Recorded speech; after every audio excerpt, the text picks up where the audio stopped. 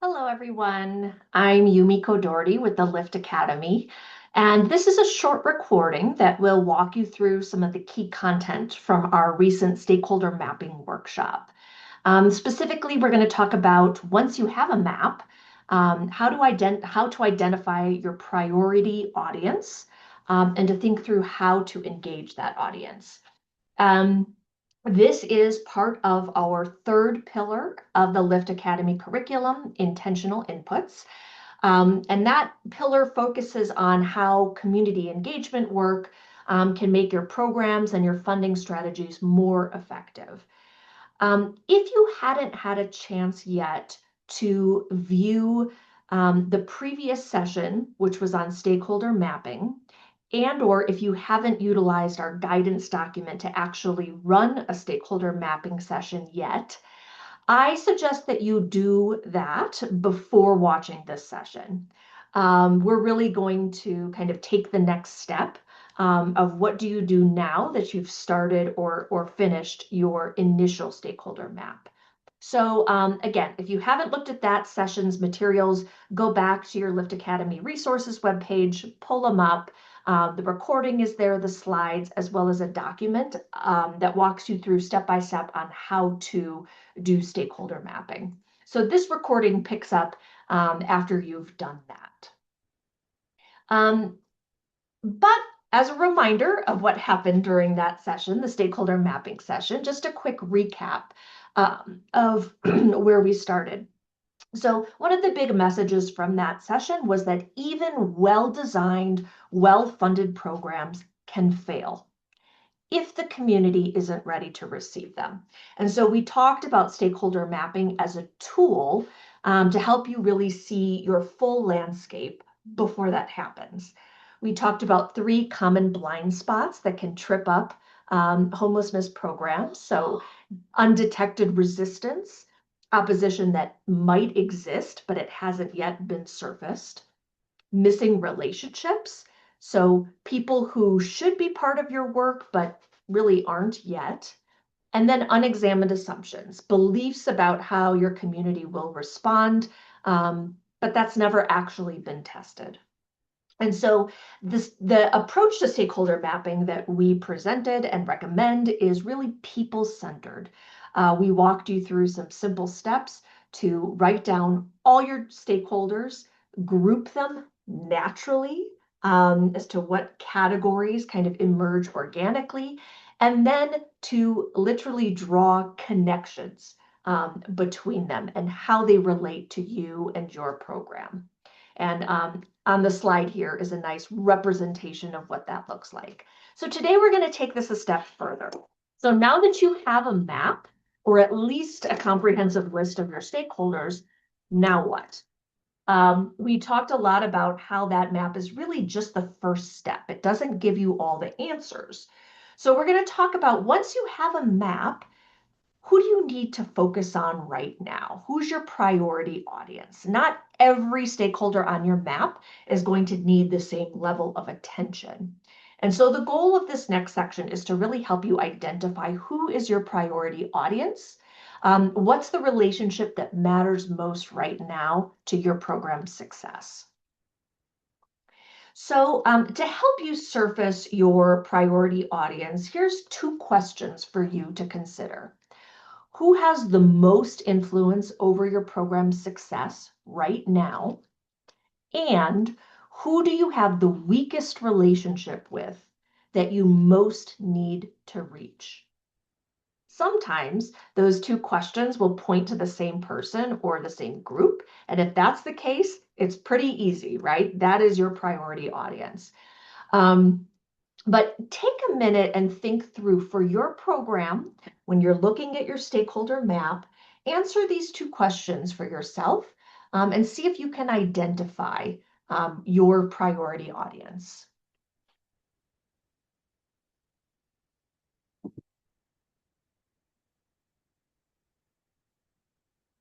So now that you have someone in mind, I also invite you to consider what blind spots are most at play here.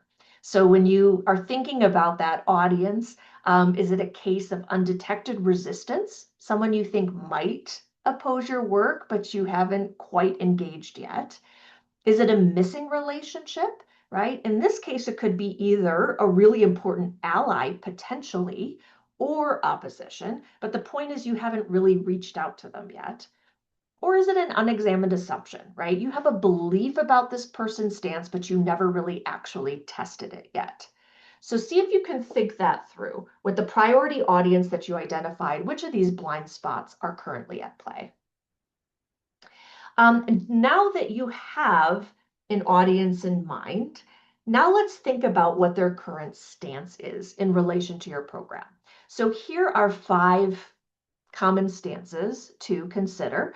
They're pretty self-explanatory, but in terms of active opposition, right? This is a stakeholder or a group that is openly working against your program. Passive opposition, they're skeptical, they're more quiet about their resistance, but nonetheless are in opposition to your program. Neutral or unknown, right? A stakeholder whose stance is unclear, and so therefore you need to do more outreach or connection to understand what they value. Passive support, you think they're generally supportive, but they're not really actively engaged in your program.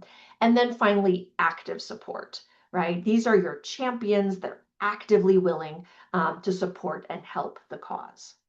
So I'm just going to pause here again. Think about where your priority audience falls right now.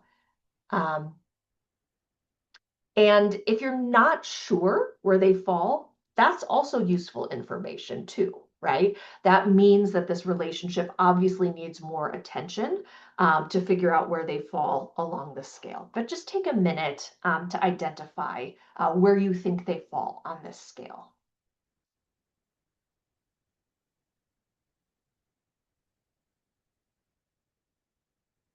So depending on where you think your audience falls on this, um, it can depend then on how you approach them.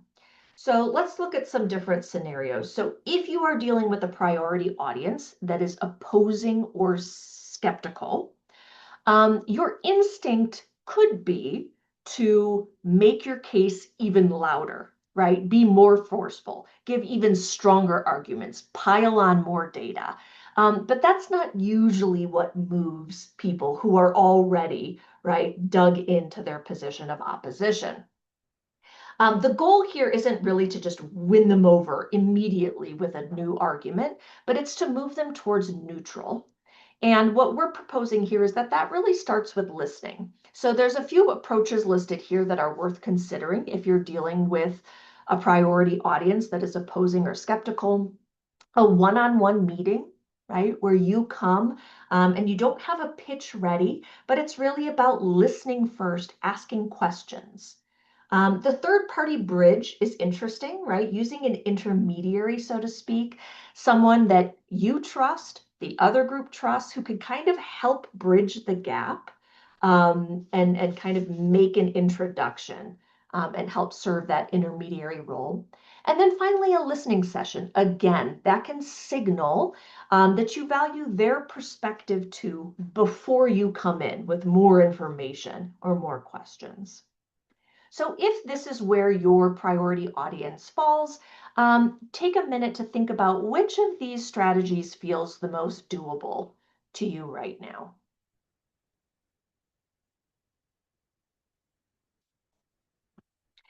If you've chosen a audience who's more neutral or unknown, then you actually have an interesting opportunity, right? They haven't formed a strong opinion yet, which means you can help shape it.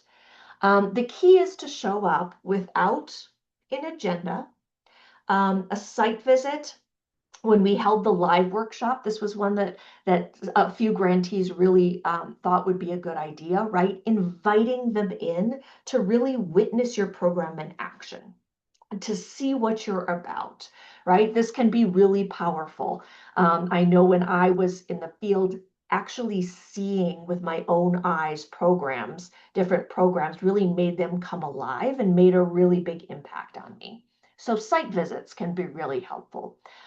Brief, specific written communication, right? If it's really tailored to their audience, signals to them that you care, you want to keep them updated and on their radar. Listening session again, right? Keep it open-ended, no agenda, just genuine curiosity, getting to know what the other party really values and cares about. Okay, so if you are in this bucket, take a minute to think again, which of these strategies seem doable to you in terms of initial contact?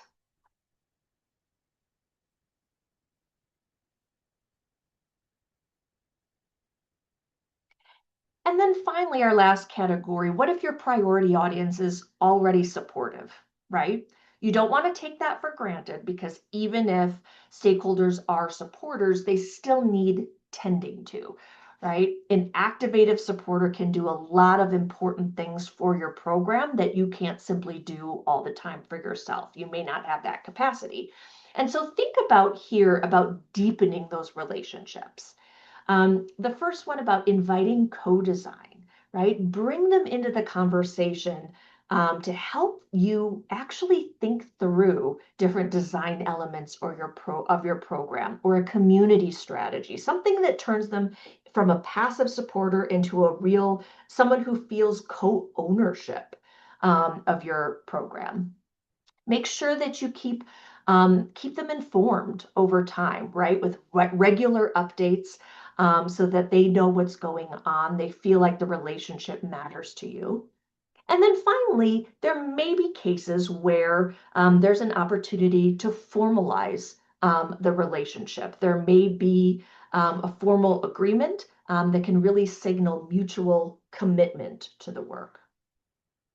So think about this one. If you have your priority audience is supporters, but you really want to take it to the next level or make sure you're not taking them for granted, think about these strategies and which ones really jump out at you.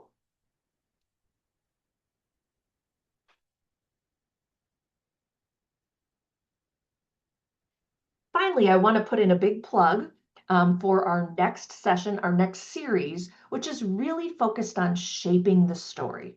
So now that you have a priority audience, right, you kind of have some sense of how you want to approach them. But once you do reach out to them, what do you say? Right? So that is really what our next session is going to delve into, right? It's going to talk about messaging, how to bring in storytelling to your audiences, how to better understand what is going to move them, where are your shared values, and how do you then approach your narrative based on that?